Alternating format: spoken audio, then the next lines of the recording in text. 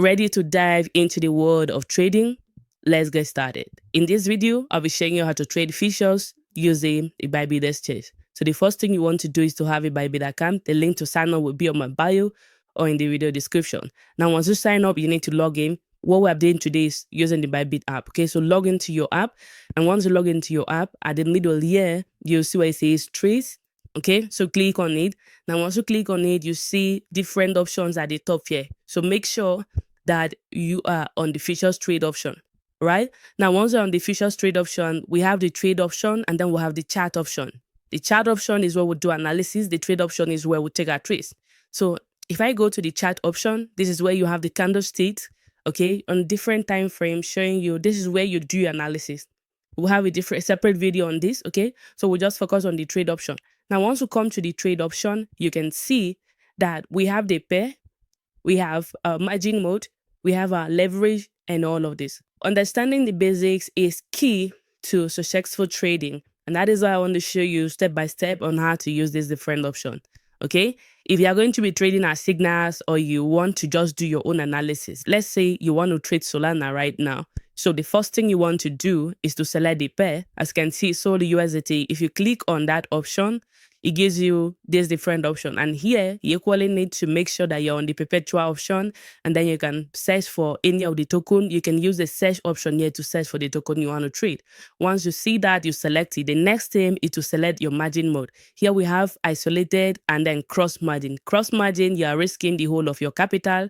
Isolated margin, you are risking only the capital you enter that trade with. That is, if you get liquidated, you will only lose the money you enter that trade with on isolated. And then on cross margin, if you get liquidated, you will lose the whole money on your account. All right. The next thing you want to do is to select your leverage. So by default, yours could be 10, 20 or thereabout. If you click on it, you have the option to slide this the way you want. All right. Once you've selected your leverage or preferred leverage, the next thing is to have money on your account. If you don't have money right here, all you need to do is to click on this option. That means you might have deposited money already on your account. Okay, there's a separate video on how to deposit money and transfer it into your futures account, right? Now, the next thing you want to do, there are different order types, right? Okay, so if I click on it, you can see we have limit, market, condition, and all of that. Most often we always do limit order, right? Limit orders allows you to set the price you want to buy. Let's say I want to buy when Solana gets 317. I'll just go ahead and type 117 right there. You can see the current price is about 118. And the next thing is to add the amount you want to trade. Now, this option right here shows USDT. If yours is not showing USDT, make sure you click on the arrow and change it to order by value. So I'll just say 200. Okay, once I say 200 right here, you'll see how much it will cost us. All right, the quantity we are trading, how much it will cost us to enter this trade. And once you're done, you can set your TP and SL, that is your take profit and stop loss before you even open that trade, right? So you click on the option that says set, TP and SL. Once you click on, check on that. Okay, you go ahead and click on TP and SL. Here you can set your TP and here you can put your stop loss. After that, you go ahead and click on confirm. And then you can go ahead and open a long or a short trade. Now, when you're setting the TP and SL, make sure that if you're going to open a short trade, that you switch to the short option to set the TP and SL there. If it is a long, switch to the long option to set the TP and SL. After that, you go ahead and click on open, and that trade has been opened automatically. Now, as the trade opens, if we scroll down here, okay, so here is your open position, all the positions that are open, you will see there. Then here is your pending orders, right? If I click on the order option, yeah, I have about 54 orders here. Right here, you'll see the Solana trade we just opened right now, okay?